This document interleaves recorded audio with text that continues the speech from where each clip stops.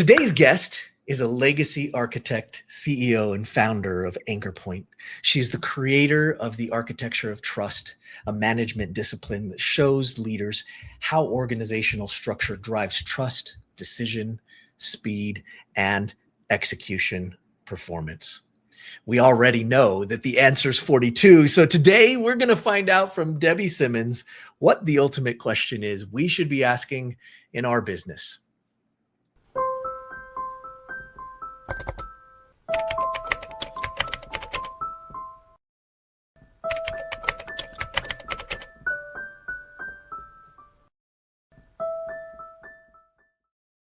What's up, everybody? Michael Johnson here with the 42 podcast. We already know the answer, and we're on a quest to find the ultimate question. I'm excited you're here with me today as we explore the ultimate question with another amazing guest expert and business owner. Today, we have Debbie Simmons joining us on the show. Let's get her onto the stage so that we can get to know a little bit more about her EEI, her experience, her expertise, her insight. Debbie, thank you so much for being on the show today. It is such a pleasure to have you here. I'm excited to be here with you guys. This is going to be a ton of fun. Absolutely. We're going to have a ball. But before we get to the most ultimate question, we got to get there first. We got a journey to go on. So you got to tell us about your backstory, how you got here. What was the journey? Tell us about the School of Hard Knocks. Well, here's what I would tell you is that I believe all of our journeys matter. And it is the things that we experience, the highs and lows that, turn us into the people that we are and the impact that we make. And so my journey's no different. So I'm like, hey, it has lots of highs, lots of lows, put on a seatbelt, let's go, But for me, if you go back far enough in my history, one of the things that I had, we all set dreams. And I wanted to be this young grandma. Okay. And so I knew I had to find a guy, fall in love, get married, have children. Then I could be young grandma. And so, as a teenager, I set out to do that because I'm a girl that gets things done. And when I went to college, I found a guy. I did get my degree in engineering, so I didn't miss out on that. But I found the guy, fell in love, got married, and I thought, let's have children. And we then ran into some difficulties with infertility for many, many years. Okay. And that, led to me having to really identify like who I am and my value because infertility was such a challenge and it was such a hit for what I thought my dream was to be. And so we walked through that. Ultimately, we got pregnant with quads. And so that's 4 for those of you who can't track that. That's 1, 2, 3, 4 babies at one time. And if I thought I had it under control before then, I realized, oh my gosh, this is way bigger. Wow. Than I could ever figure my way through. And so our journey began to go, okay, how do we get them to 30 weeks? And every day was, trusting it is a miracle to get to the next day and to the next day and to the next day. And at 26 weeks, I found myself standing in water. And they sent me to the hospital to stay for the rest of the time, hoping to make it to 30 weeks. And the next day, one of the babies decided it was time to come. And I, looked at the doctor and I was like, dude, can you stop this?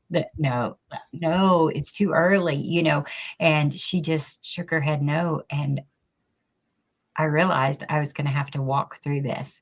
And so I just closed my eyes and breathed and said, resolved my way to figure my way through this. I did not know how to do this because it was really early and technology was not available to save this child. And so little Zach came. And they placed him in my arms and I held him and I rocked him until he drifted into eternity. And then the question became, could my body carry the other 3? And I got very, very sick over a couple of hours. And the doctor came back in and she said, you'll have to induce the other 3. And I just looked up at her for some glimpse of maybe there was some hope we could stop this. And she shook her head no. And so in the next few hours, Josh, Nate, and Chris each arrived, and they placed them in my arms, and I loved them and rocked them till I drifted into eternity. And that night, after everything had settled, and we had empty arms and broken hearts, and I just remember going, I do not know how to get through this. Right.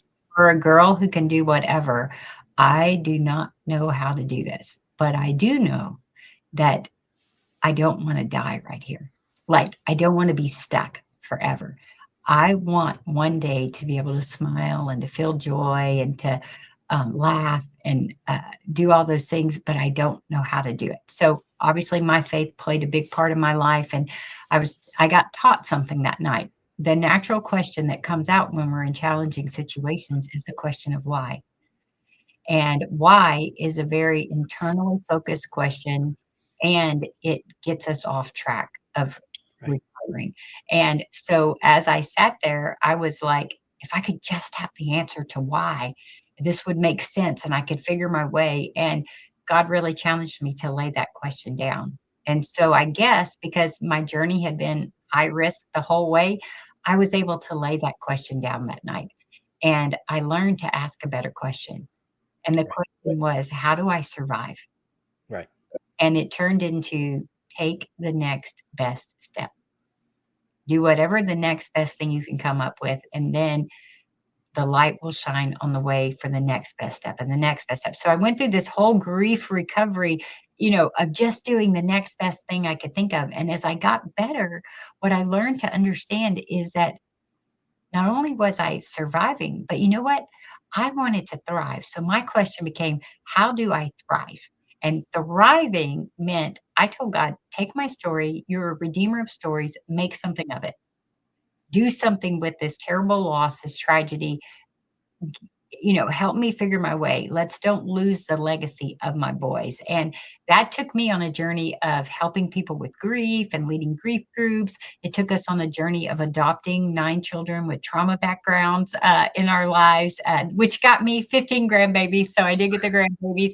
And then it took me into this idea of planting this nonprofit, starting it from scratch. And I don't know anything about nonprofits, but I built this organization over the last 16 years that impacts thousands of people. It's a multi-million-dollar organization. And God has been faithful in that to teach me how to do that.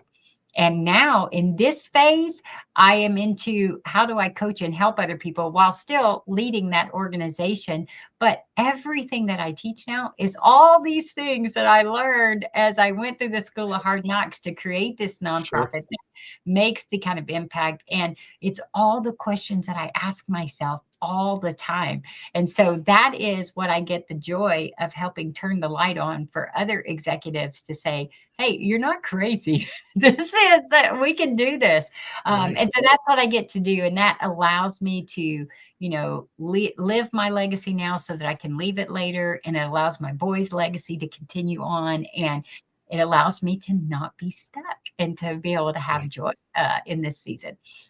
Wow. It never ceases to amaze me, the journeys that we all go on. They're all unique and they're all different, and they all have their own special uh, challenges to help us find our superpowers. And it seems as though you have. Tell me a little bit more about this business that you started to describe, and the business that you're doing, and what you're working on right now to serve people. Sure. And so one of the books that I will have coming out is called The Architecture of Trust. Cool. And what it talks about is it talks about that if the structure in our organizations does not create trust, like we can trust the way leadership is aligned and decision is made and execution, then we do not have an organization that can grow. It will always break down. So we always talk about trust being a relational type thing, but actually it is structure in our organizations, because if we can't trust our structure, then we're going to start seeing breaks everywhere. And so for like me as a CEO, one of the things, I find myself asking is I'm like, why does my organization is big and I'm like, I got lots of good people. Why is that thing back on my desk? And why is this so hard? I'm Right. like, didn't we make that decision? I Or I'm thought we like, decided that. yeah, or like, how do we get there? And I'm like, it's the structure. Every time it's the structure. And a lot of times we as CEOs go, oh, it's the people. They're making bad decisions. And I'm going, no, it's rarely the people. It generally is the structure. But what do we naturally look for? We naturally look for the person, right? And so I'm going, if we could change those questions of how we approach things, then it's going to revolutionize what we do. And we have to understand as a leader, what got us here will not get us there. Okay. And so if we look at how Debbie developed Anchor Point, Debbie developed it because she can control and hustle really well. Okay. Why does Debbie naturally default to control? Debbie defaults to control because why? She lost boys and she had no control. Okay, so this became a default mechanism that works really good. And in our world today, we celebrate it. We celebrate good control, good hustle, right? And say, do more of that. And Absolutely. the truth of the matter is, if I keep doing that, it will kill me. Right. Okay. Yeah. And the world tells me, do more, do more, do more. I'm like, no, fix my structure that empowers my people so we can do more. But that requires me to grow as a leader. And it requires me to, make sure that I am the champion and cheerleader of structure, structure, structure. Make it Right. work. And Right. then the people, they're good people. They will do the right things if we Right. make it easy for them to do it. Right. And so I think that those are the fun things that I get to kind of coach around and teach around. And I love when an executive kind of light bulbs go off and they're like, oh, I can figure out how to fix this. And, maybe one day I can retire or pass this on to someone else in the family or leave a bigger impact. Like when I die and I'm in heaven, I want to know that Anchor Point's still around helping people. And I Yeah. go, I got to help build that. That was super cool and it's still impacting people. So I love it when they begin to see that and can begin to make the necessary changes. But I tell people, this is a journey. We're going to find things that are going to be wrong in our structure. We're going to need to fix them. The pressure is going to go up again. We're going to see if it holds. If not, we're going to make adjustments. And this is an ongoing journey in both business and life. And that is the fun stuff that I get to do with people today. That is so cool. And it makes so much sense based off of the journey that you've been on, and what a natural transition into doing that. But also some really cool work that you're doing as well. Now we've got to jump right into the ultimate question. And if you're new to the show, you may not have heard this, but we're trying and we're searching for the ultimate question in our business. And we gave Debbie some time to think about it and to put it together. And I know this had to have been hard for you, Debbie, because you talk a lot about asking better questions. And so narrowing it down to the question, I felt for you because I knew you had all the questions in your mind. So we're going to have Debbie present to us the ultimate question that you believe that we should all be asking in our business. So before we get to today's ultimate questions, a quick note from Business Choreography.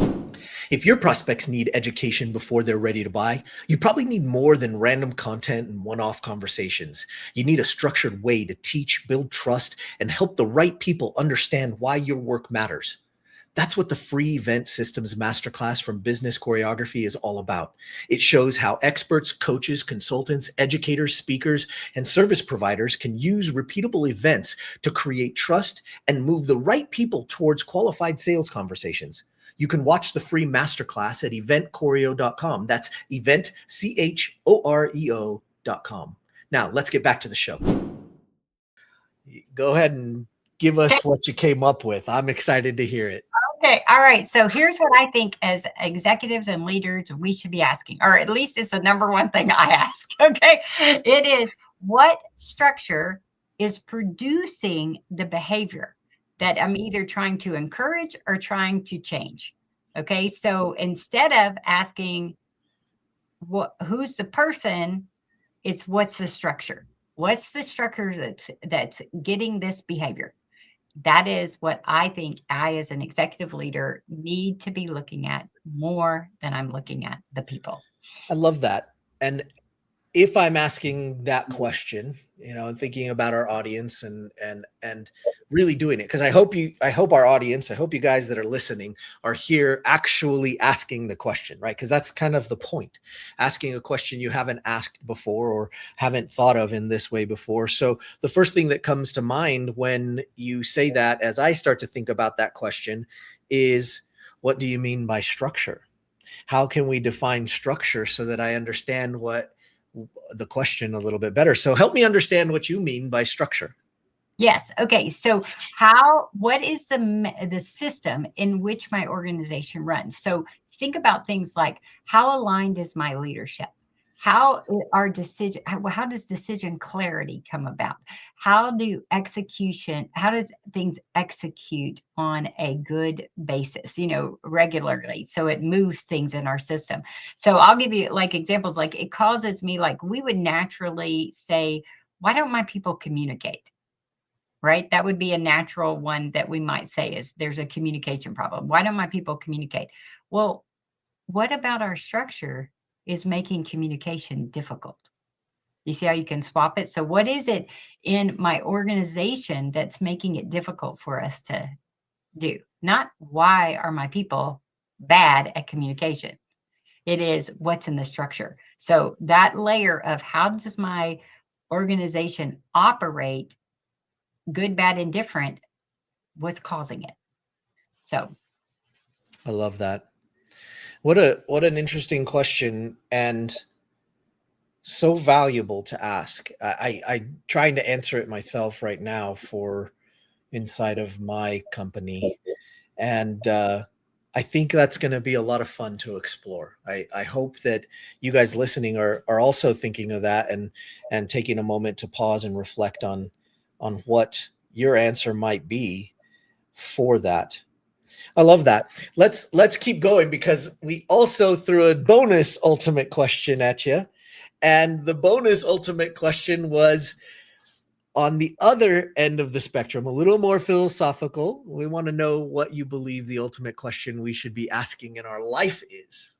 sure. Okay. So this is the question I asked me, is what am I building that will outlast me? Because we know that the things that we build for ourselves are good, but the things that we build for others are what make all the difference in the world. So what am I building? What am I doing intentionally with my life to build things that outlast me? What am I building? Yeah. I think it's easy to put that aside depending on what where you're at. So I think that I'm saying in your life, like where you're Yeah. at in the stage of your life, and yet bringing that back into focus and bringing that back into play is pretty profound. What do you when did you when do you think that actually came clear for you to be asking that question? Because I just wonder, like on your journey, like how did that come in and finally click and be like, oh yeah, I should be asking that. I should Yeah. be. Okay. That's a good one. It came the night I lost my voice. Okay. Everything became crystal clear. Right. Eternity is long and our time here is short. And so I can either we're going to all leave something. So I can get to the end of my life and I can let life just define it, or I can choose to be very intentional and I get to write. So that's why I love this concept of living your legacy. You're doing the things that you want to be remembered for, or that you believe can make an impact in others' lives. And I just remember holding my voice. I was like, this is too important to not get right. And I go, we spend our life because our life is our legacy. So we're gonna write it, or we're gonna let just life determine it. And if we do with life, it might be okay, but it could Yeah. have been. And Yeah. so even when I get the fun thing of working with a bunch of teenage girls and challenging them to do hard things and live their lives, and I'm like, this is a time to start thinking about it. They're like, we got our whole life ahead of us. And I'm like, no, you don't understand what impact you can have. And I want you to have a bigger impact than me. Yeah. And so everything matters. Not that we're not going to have fun and do all that good stuff, but it matters. So be focused, be intentional. Don't just let life throw things at you. Yeah. And then just bouncing balls around. Be focused on what you believe you are here to contribute, because it matters and it has a ripple effect. And everyone is watching how we go through it. I love the position, and I want to just challenge you on it a little bit, not from anything other than the internet is a crazy place these days. Yep. And there are a lot of people that are on the other side of that coin that Mhm. are saying legacy schmegacy. When you die, nobody's going to remember you 3 days after you're gone. So why bother, right? There's a whole group of people that are taking that stance and putting their flag in that hill. What would Mhm. you say to them? Because obviously this is a direct conflict to it. And I know that a lot of people out there are probably having that, seeing that dichotomy on both sides Yep. of the coin. So what would you say to that? Sure. Here's my thought is that, you know what? We could go about our life that way and we could approach it that way, but our life will be so much more meaningful and rich Mm, by being intentional now. I will tell right. you that when crisis comes my way as a CEO and I get to face it and I get to walk through it well, then my staff learns how to walk through things well. I had a friend who got brain cancer. And he's like, I love you and I hate you, Debbie. And I was like, dude, you might not get healed this side of heaven, but how you choose to walk through this challenge you now face will teach your wife and your children how to handle adversity. And he had hard days, he had good days, but I mean, he did it right. Yeah. And his kids came out of that situation unscarred. They lost a dad and it was sad, but they still were able to continue on in life and have continued to do great things. And they could have been lost in all of that if he wouldn't have chosen to be very intentional about how he went about it. And so, even though he's not with us anymore, I still routinely hear stories from people who were in a small group with us about how that man's life has impacted them. And I'm going, that is what I believe deep down in our hearts we want to be about, is that Right. we want to be people that help people move in the right direction.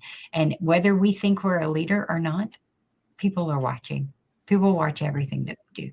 And our actions speak way louder than our words. I love that. Debbie, I'm so grateful and thankful that you'd come and share your EEI, your experience, your expertise, and your insight with us, and the wisdom that you've gained from your journey. It's such a blessing to have you here and sharing that with us.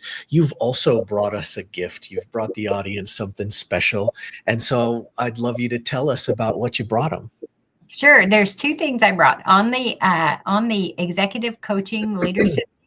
If you will go to architectureoftrust.co, there is an assessment there that will help you. It's just 9 questions, diagnose how you're doing in that architecture of trust. And it will show you the areas where you're struggling as an organization and how you might be able to begin to make a difference in that.